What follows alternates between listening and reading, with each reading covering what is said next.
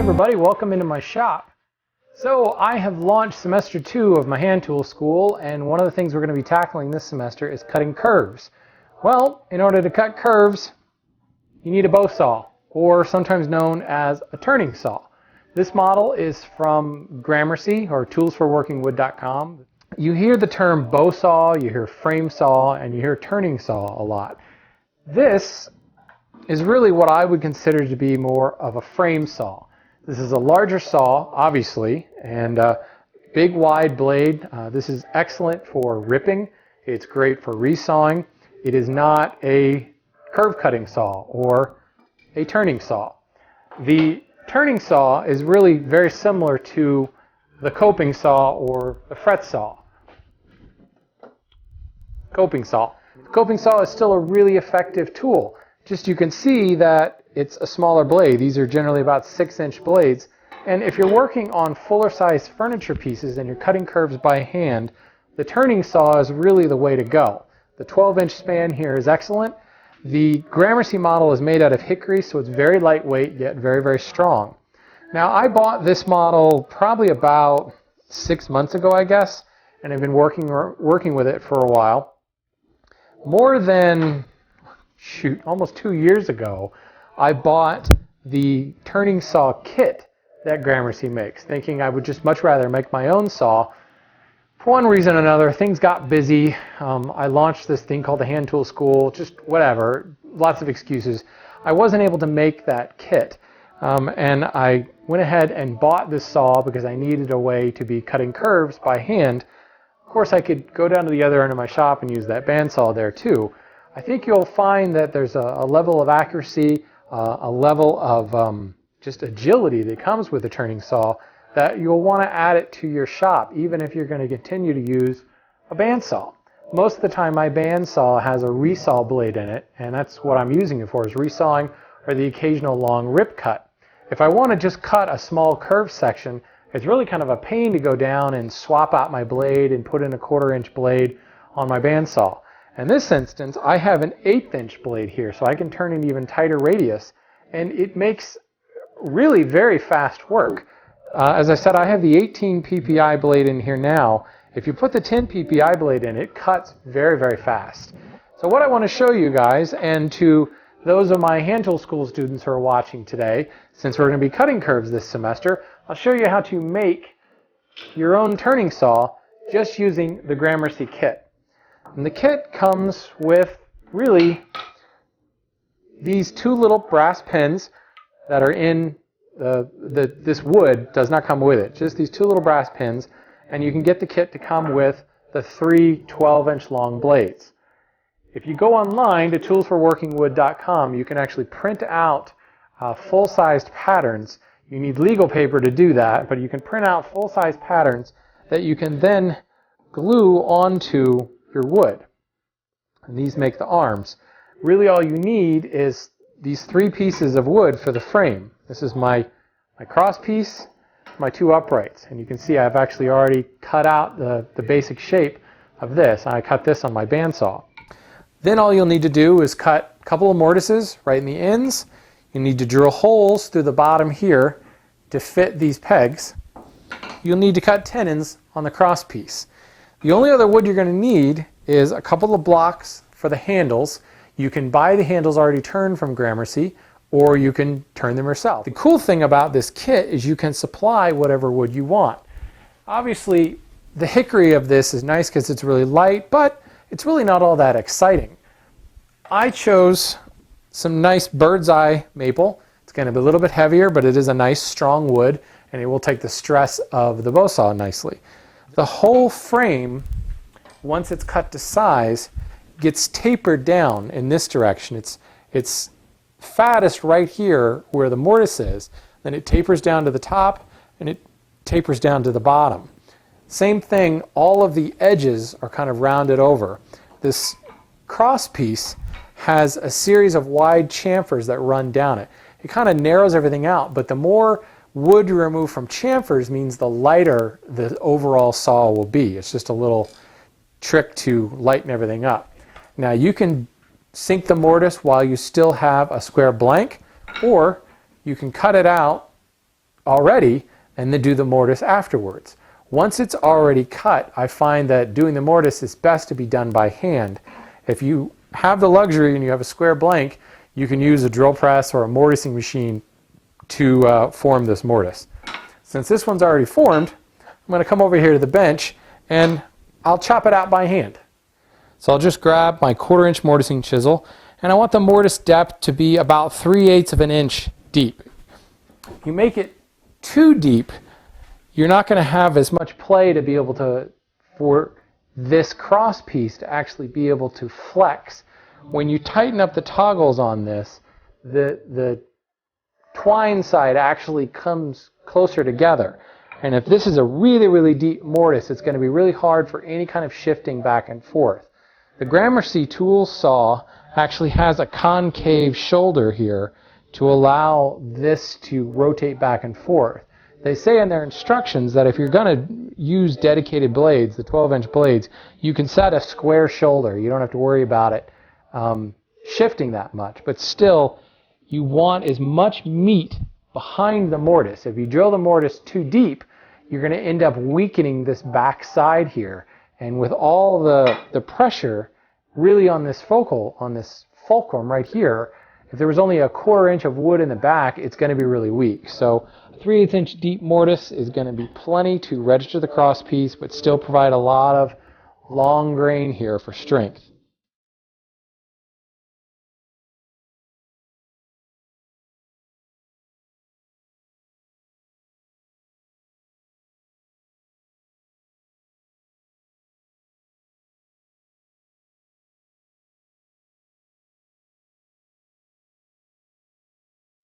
And I'm going to pair these walls. I don't want to hit it with the mallet now because I have a very small area between where this curve is cut and where the mortise begins, and I can very easily pop that end grain out. This is the advantage of chopping the mortise before you've shaped it, because obviously now I've got all this wood backing it up. Once the curve is cut, you don't have that much, and you can kind of blow through the mortise a little bit faster that way. But I figured I would show you guys that it is possible to do after it was shaped. So what I'm going to do now is go over to my drill press, and I'm going to drill the hole for the handle, for the brass blade holder. I'll drill those on the end, and I've used the template right here to transfer my lines across the face and then marked a center line right in the middle. That little dot right there is actually marked with a scratch awl, and that's where I need to drill to be exactly in the middle. And I've done the same thing on both pieces. Now that all the mortising and joinery and the holes have been drilled, it's time to actually cut out the support. And you can use a bandsaw for this, or if you have a turning saw, use that. Then you want to use a spoke shave to just refine that cutout. And it doesn't have to be really, really pretty here because there's more shaping to be done. The key is you want to keep the whole thing square and get it right on the lines before you go any further. Now getting in those inside curves, this is where files and rasps come into play, and just refining of that final shape. Now I'm going to cut the tenons on the cross piece, and I'm going to cut them by hand. We're talking very small tenons here. They're 3/8 of an inch wide and a 1/4 inch long. Just a few fine adjustments here and there to get a good slip fit on these joints. Again, the saw should stay together, of its own accord. But you don't want it, obviously, really, really tight. This would be just the same way you would fit a mortise and tenon joint anywhere else. But remember, we're not going to glue this together. These need to remain loose so that as you tighten down the toggle and the saw blade tightens, these will actually flex in and out. So now, with the three I fit together and ready to go, I'll need to shape them. I want to take more wood off and taper this down at the top to about a 1/4 inch wide, add a little bit of shaping, round over the bottom, and chamfer all the edges to to lighten up the overall weight. But what I want to do is first get the rest of the pieces together, turn my knobs, assemble it, tension the whole thing up, make sure everything is good, working well, even make sure that it cuts well before I invest a bunch of time in shaping and creating, reducing the weight and creating more of an aesthetic appeal. I want to make sure that it works first. So let's head over to the lathe and we'll shape the two handles. I'm going to turn my handles using a Jacob's chuck and the easy wood turning tools. These are a little bit different from your traditional turning tools and very much like a scraper, so you want to set the height appropriately so that the blade is in line with the center line of your workpiece. Now this is not quite a scraping action, it's still cutting, but you can see the tool is registered flat on the rest, and I just press forward to very quickly turn that block into a cylinder. Now I use my Galbert caliper. This is an excellent tool for precisely sizing your blank, and I'm gonna get down to a 1 1/4 inch thickness and turn the whole cylinder 1 1/4. Then I'll mark out my transition points using the pattern that I printed out, and I'll come in and size those to the appropriate thicknesses all on the way. Now I'll switch over to the Easy Finisher, which is a round head and works very much like a spindle gouge and allows me to very quickly round in down to my thicknesses following my pattern lines to create the basic shape for my handle. This is the far handle. This is the secondary handle, if you will. Now, because I've epoxied in that brass piece already, you can see the Jacob's chuck holds it very firmly, and I can remove the tailstock, which was really just there for support and balance. And I'll come back with the rougher to use as kind of a parting tool to square off that end. And then back with the Easy Finisher to finally refine the shape and get it down exactly where I want it and get ready for sanding. So sanding, just like anything else, I'll work my way through the grits. I think I worked this all the way up to 600 grit. Applied some Triple E cream and then some Shellawax cream for the finish on it. And this is pretty much the same thing I've used time and time again, but you can see that quilted sapele just comes out beautiful. I loosen up the Jacob's chuck and I've got a handle all ready to go.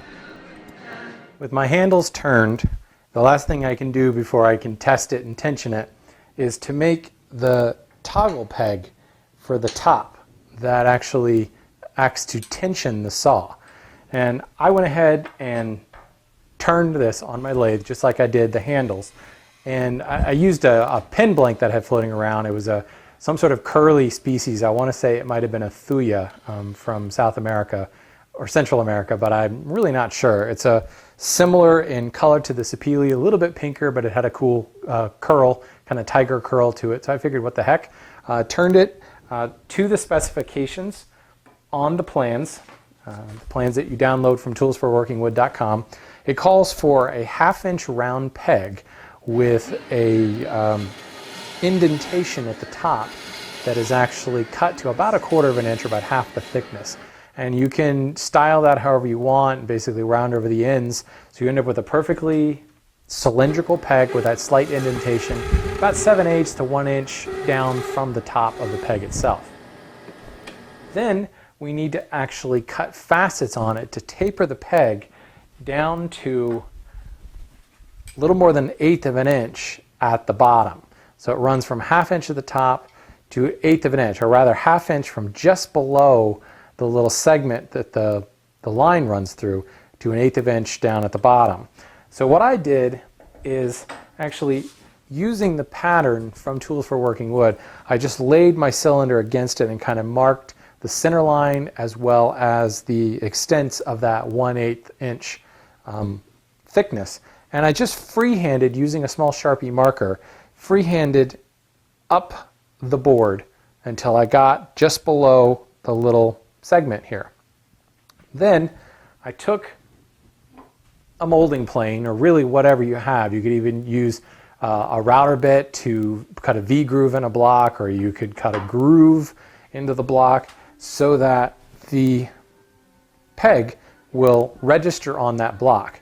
Took a bit of double stick tape, put it down on the block, and pressed it down into the groove here.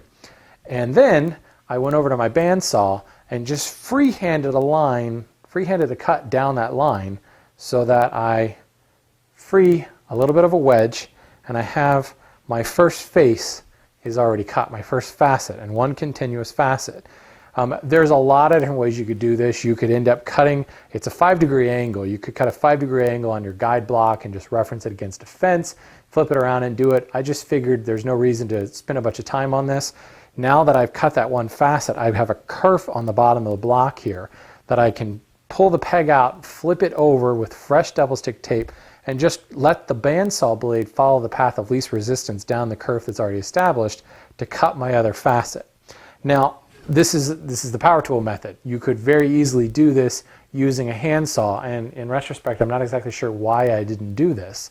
I would probably want to wrap it in a soft cloth and affix it in my vise, and then just saw down a line. I could sketch out a line like I did before, just saw right down that line. You need a back saw with a significant depth of cut, or you could just use a panel saw, an unbacked saw, to saw that down and then clean it up using a hand plane or a chisel. I'll end up cleaning up my bandsaw marks using a hand plane anyway.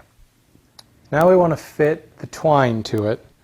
So all I'm going to do is just cut off a length of twine, and I want to wrap the twine twice around the saw.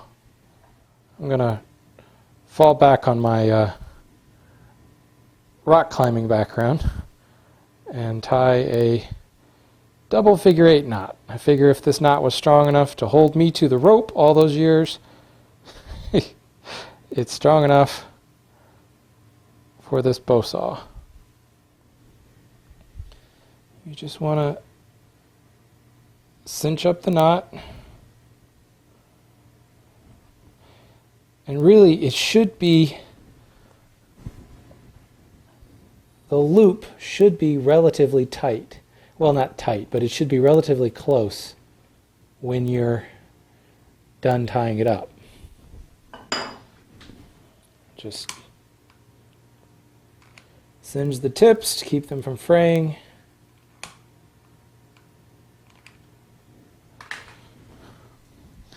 And now you can take your toggle and actually slide it through the loop you've created and start twisting just to lock it in place. But when you first tighten it up, you may have to tighten it a little more significantly just until this cinches up.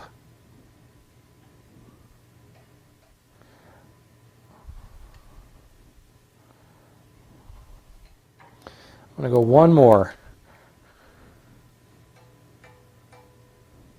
Good. So now the saw is tensioned. And because this twine is fresh and new, what I'm going to do is let it rest. I'm probably going to come back and have to retension this once I've removed these wings, because obviously these will be thinner, so it's going to introduce more slack into it. But I want to let it sit here and kind of condition under tension for a little bit and just let it do its thing. So I'll come back in a couple hours or so and I'll begin shaping the side wings.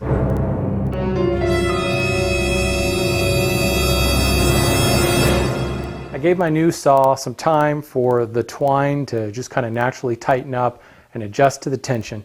And I came back and released the tension, of course, and just kind of checked everything, made sure that all the joints still look good, wanted to check the overall integrity of the piece, and I began shaping one of the arms.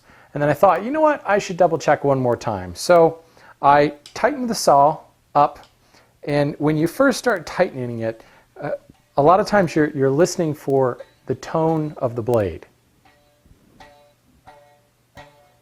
If you can hear that, there's a little bit of a rattle in that. Whereas properly tensioned, it should ring. So I started tightening the saw and listening to the pitch, and I kept realizing I was tightening an awful lot, and the twine up top was getting really, really taut. And I kept thinking, something's wrong here, something's not right. this is not tensioning properly. So fortunately, I do have this saw from Gramercy already, and I just kind of held them up against one another, and I could already see that this saw was longer. Obviously, the center cross piece had been cut too short on my saw. So I took it apart, and I thought, you know what? I'm a little bit under. I'm probably about 1/8 of an inch under the 13.5 from tenon end to tenon end length that's required. Thought about a bunch of different ways that I could possibly salvage it. Really, there is no way without creating a big gap at the shoulder. So I had to make another piece. Fortunately, this cross piece came out of a piece of bird's eye maple that was a thicker 2x turning blank, and I had resawn it to get a second piece. So I cut that down to 13.5 inches, and I cut the tenons, and then I realized this piece was too short, believe it or not. Unbelievable. And then it suddenly occurred to me that I was cutting the overall cross piece to 13.5 inches like I should have, but I was making the tenon 3/8 of an inch long to match the depth of the mortise, and the tenon actually needs to be 1/4 of an inch long. So I was ending up with an extra 1/8 of an inch of tenon length on both ends, meaning my shoulders were 1/8 of an inch further in, so the whole saw was coming together a full 1/4 of an inch too far. The mortises are set 3/8 of an inch deep to provide a little bit of gap in the back so that as the saw tightens and relaxes, there's room. If the tenons butt right up against the bottom of that mortise, they can't rock at all without the corners digging in, and that causes really way too much tension on this focal point. So there needs to be a little bit of a gap from the end of the tenon to the bottom of the mortise. In this case, we want to leave 1/8 of an inch gap on both sides. So cutting my shoulders in 1/4 of an inch overall in too far was pulling the whole saw together that 1/4 of an inch, and that's why I wasn't able to get it tensioned properly.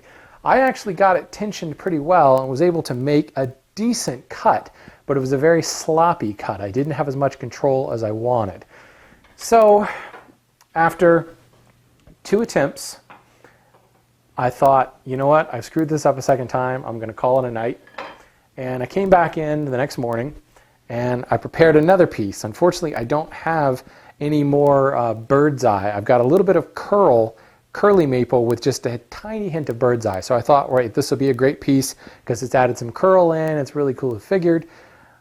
Planed it, got it all dimensioned, then realized I had cut the overall piece. Instead of cutting it 13.5 inches long, for some reason I cut it to 13.25 inches long. So just to show you guys, every once in a while you encounter a project that you are just cursed on.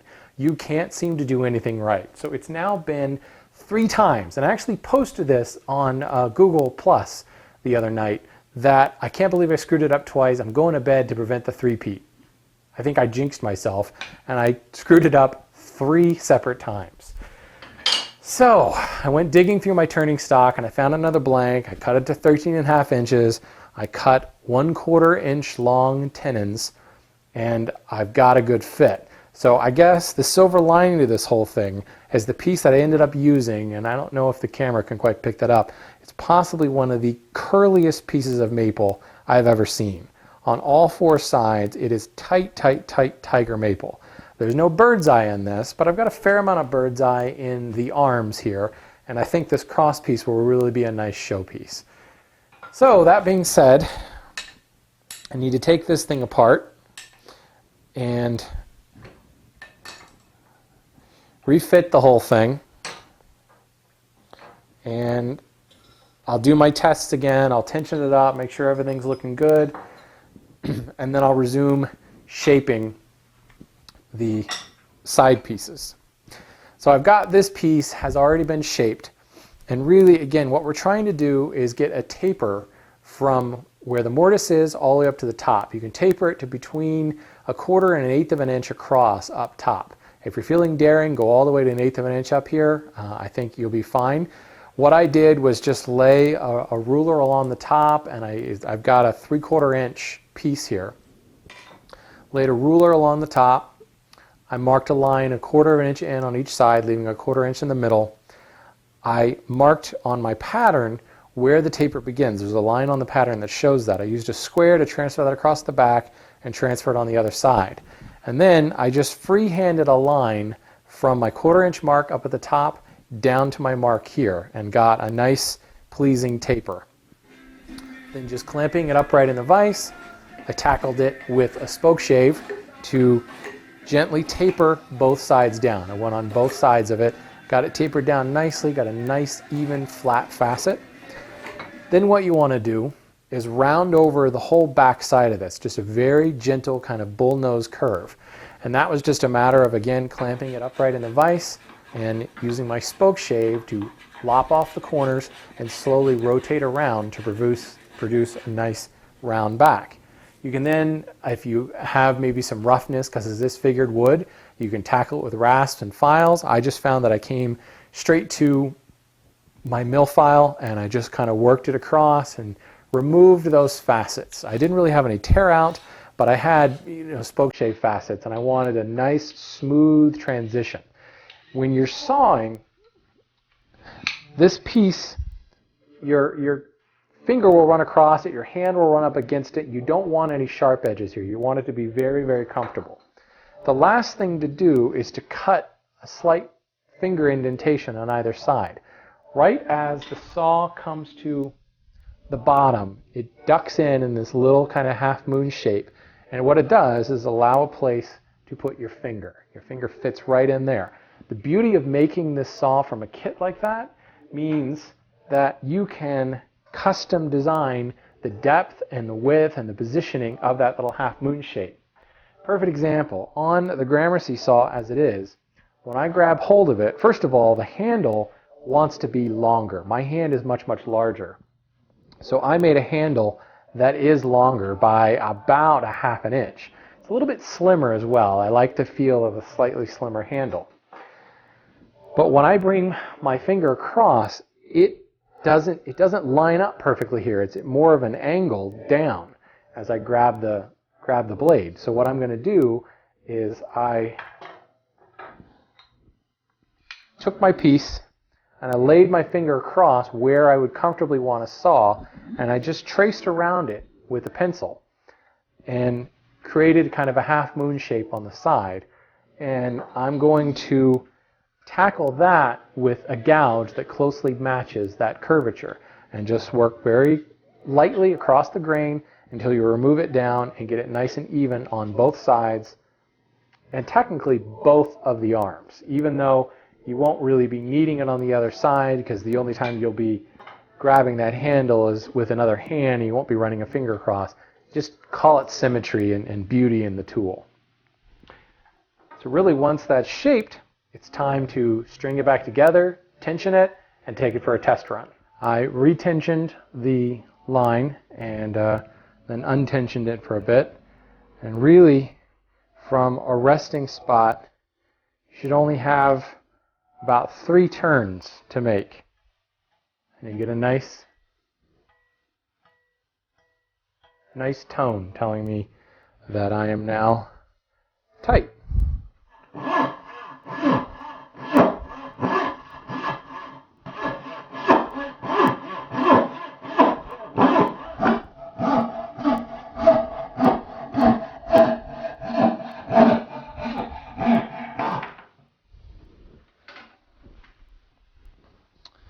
There we go. So, all that's really left to do at this point